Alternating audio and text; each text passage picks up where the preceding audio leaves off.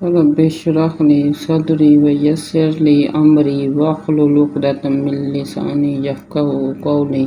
اللهم فقهنا في الدين رب زدني علما اللهم بارك لنا في أوقاتنا ولقد يسرنا القرآن للذكر فهل من مدکر۔ بے شک ہم نے اس قرآن کو آسان کر دیا نصیحت والوں کے لیے، پس ہے کوئی نصیحت پکڑنے والا۔ بسم اللہ الرحمن الرحیم۔ شروع کرتی ہوں اللہ تعالیٰ کے بابرکت نام سے جو بڑا مہربان نہایت رحم کرنے والا ہے۔ مَن کان جو کہ ہے عدوًّا للہ دشمن اللہ تعالیٰ کا، وملائکتہ اور اس کے فرشتوں کا، ورسلہ اور اس کے رسولوں کا، وجبریل اور جبرائیل علیہ السلام کا، ومیکال اور میکائیل کا، فإن اللہ تو بے شک اللہ ہی عدوٌ دشمن ہے، للکافرین کافروں کا۔ وَلَقَدْ اور البتہ تحقیق، انزلنا ہم نے نازل کی، الیک کا آپ کی طرف، آیات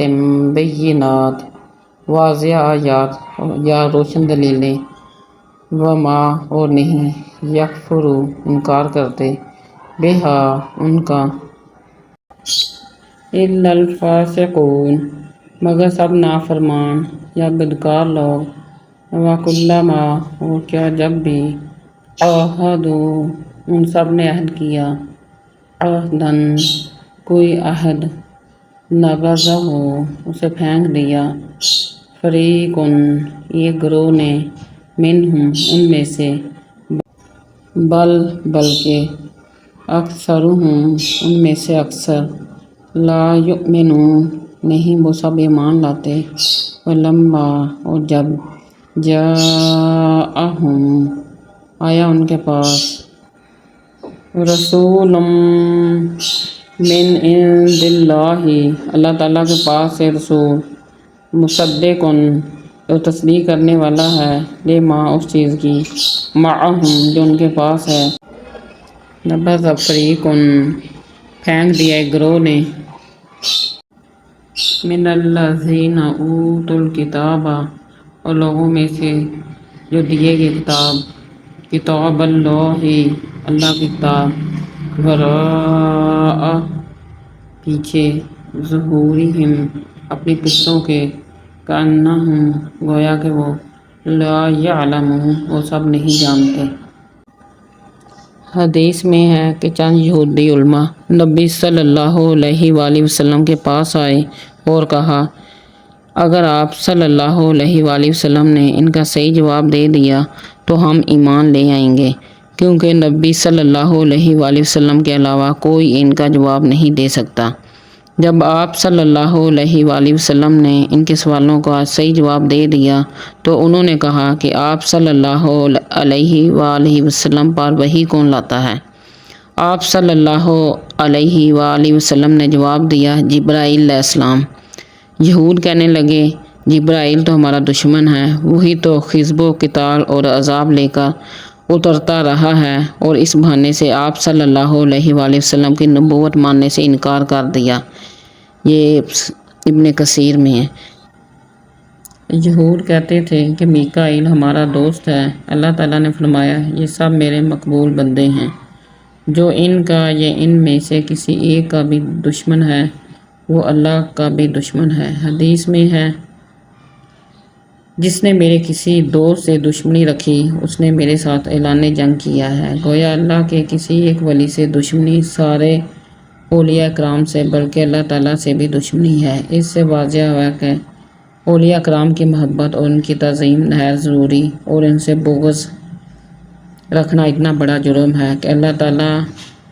اس کے خلاف اعلان جنگ فرماتا ہے۔ لیکن محبت اور تعظیم کا یہ مطلب ہرگز نہیں ہے کہ ان کے مرنے کے بعد ان کی قبروں پر گنبد اور قبے بنائے جائیں، ان کی قبروں پر سالانہ عرس کے نام پر میلے ٹھیلوں کا اہتمام کیا جائے، ان کے نام کی نذر و نیاز اور قبروں کو غسل دیا جائے اور ان پر چادریں چڑھائی جائیں اور انہیں حاجت روا مشکل کشا سمجھا جائے، ان کی قبروں پر قیام اور ان کی چوکھٹوں پر سجدہ کیا جائے وغیرہ وغیرہ، جیسے کہ بدقسمتی سے اولیاء اکرام کی محبت کے نام پر یہ کاروبار لات منات فروغ پذیر ہے، حالانکہ یہ محبت نہیں ہے، ان کی عبادت ہے جو شرک اور ظلم عظیم ہے۔ اللہ تعالیٰ اس فتنہ عبادت اور قبروں سے محفوظ رکھے، آمین۔ اللہ تعالیٰ نبی صلی اللہ علیہ وآلہ وسلم سے خطاب کرتے ہوئے فرما رہا ہے کہ ہم نے آپ صلی اللہ علیہ وآلہ وسلم کو بہت سی نشانیاں عطا کی ہیں جن کو دیکھ کر یہود کو بھی ایمان لے آنا چاہیے تھا۔ خود ان کی کتاب تورات میں بھی آپ صلی اللہ علیہ وآلہ وسلم کے اوصاف کا ذکر اور آپ صلی اللہ علیہ وآلہ وسلم پر ایمان لانے کا عہد موجود ہے، لیکن انہوں نے پہلے بھی کسی عہد کی کب پرواہ کی ہے جو اس عہد کی وہ کریں گے۔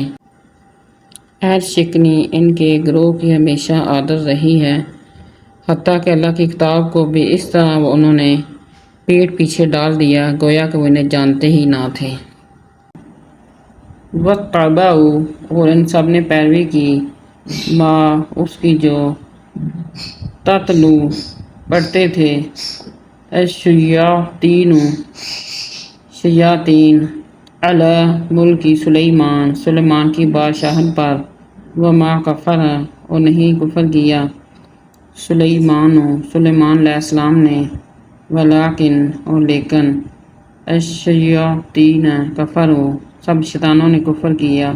یعلمون الناس السحر اور وہ سب سکھاتے تھے لوگوں کو جادو، وما انزل وہ جو نازل کیا گیا علی الملکین دو فرشتوں پر ببابل بابل میں، ہاروت و ماروت ہاروت اور ماروت پر، وما اور نہیں یعلمان وہ دونوں سکھاتے تھے من احد کسی ایک کو، حتیٰ یہاں تک کہ یقولا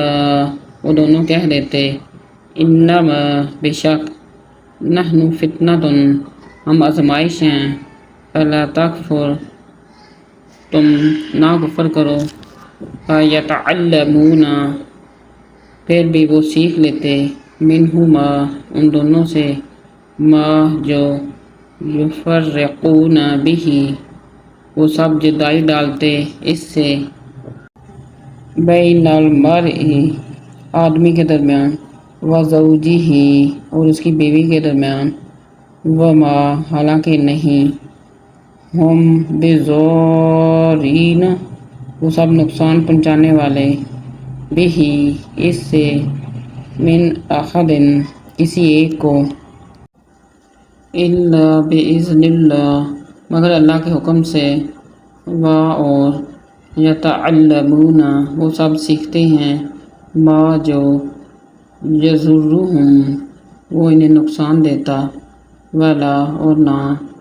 ینفعہم اور وہ انہیں نفع دیتا، ولقد اور البتہ تحقیق علموا وہ سب نے جان لیا، لمن اشتراہ البتہ جو اسے خریدے، ما لہ نہیں ہے اس کے لیے، فی الآخرۃ آخرت میں، من خلاق کوئی حصہ، ولبئس البتہ برا ہے، ما شروا جو ان سب نے بیچ ڈالا، بہ اس کے بدلے، انفسہم اپنی جانوں کو، لو کاش کانوا یعلمون کاش کہ وہ جانتے ہوتے، یعنی ان یہودیوں نے اللہ کی کتاب اور اس کے عہد کی تو کوئی پرواہ نہیں کی، البتہ شیطان کے پیچھے لگ کر نہ صرف جادو ٹونے پر عمل کرتے رہے بلکہ یہ دعویٰ کیا کہ حضرت سلیمان علیہ السلام بھی نعوذ باللہ اللہ کے پیغمبر نہیں تھے بلکہ ایک جادوگر تھے اور جادو کے زور سے ہی حکومت کرتے رہے۔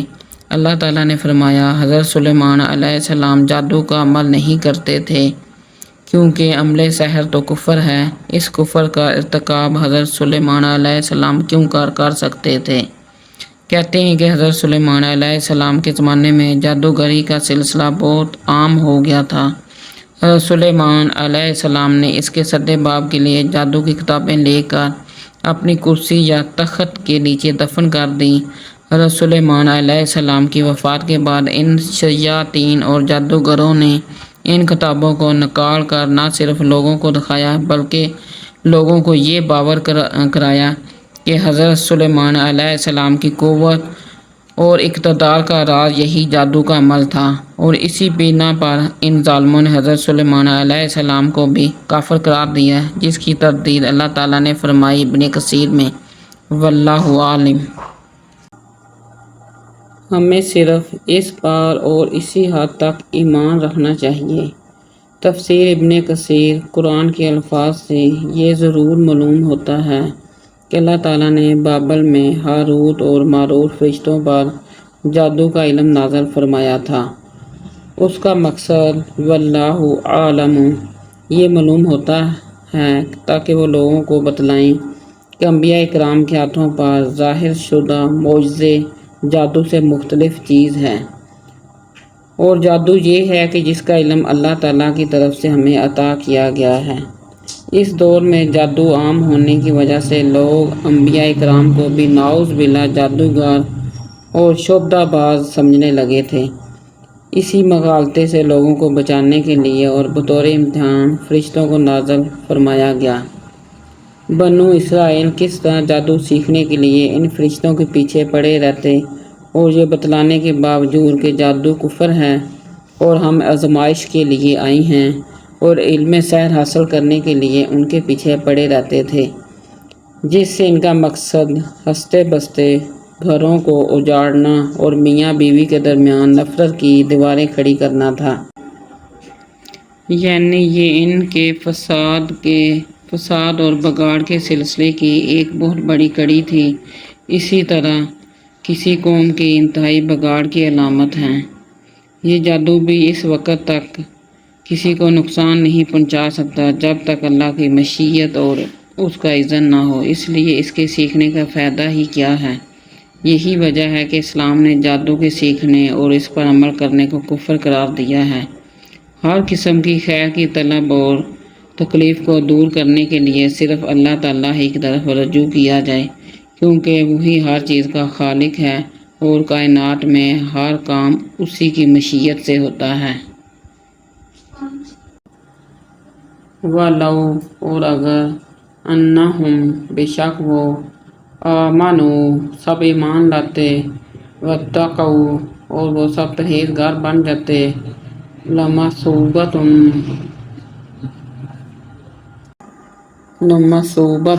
البتہ وہ ثواب جو من عند اللہ اللہ کی طرف سے ملتا ہے خیر بہتر ہے، لو کاش کانوا یعلمون کاش کہ وہ سب جانتے ہوتے، یا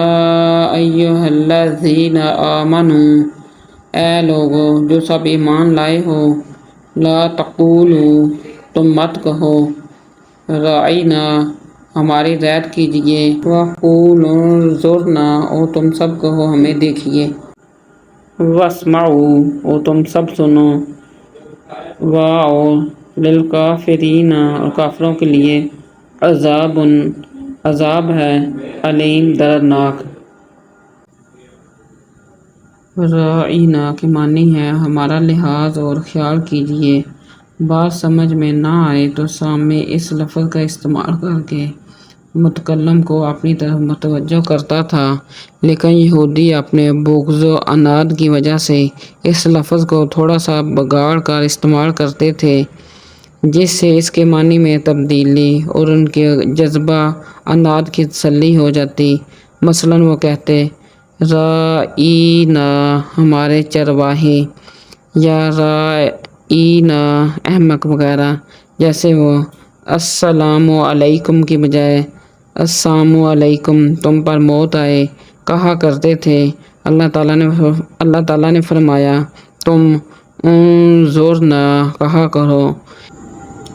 اللہ تعالیٰ نے فرمایا تم انظرنا کہا کرو، جس کا مطلب ہے ہماری طرف دیکھیے۔ اس سے ایک تو یہ مسئلہ معلوم ہوا کہ ایسے الفاظ جن میں ادب و احترام کے پیش نظر اور سد ذریعہ کے طور پر ان کا استعمال صحیح نہیں۔ دوسرا مسئلہ یہ ثابت ہوا کہ کفار کے ساتھ افعال و اقوال میں مشابہت اختیار کرنے سے بچا جائے، جیسا کہ ابو داؤد میں ہے، جو کسی قوم کی مشابہت اختیار کرے گا وہ انہی میں سے شمار ہوگا قیامت والدن۔ صدق اللہ العظیم۔ وما علینا الا البلاغ المبین۔ سبحانک اللہم وبحمدک اشہد ان لا الہ الا انت استغفرک واتوب الیک۔ وآخر دعوانا ان الحمد للہ رب العالمین۔ صدق اللہ العظیم۔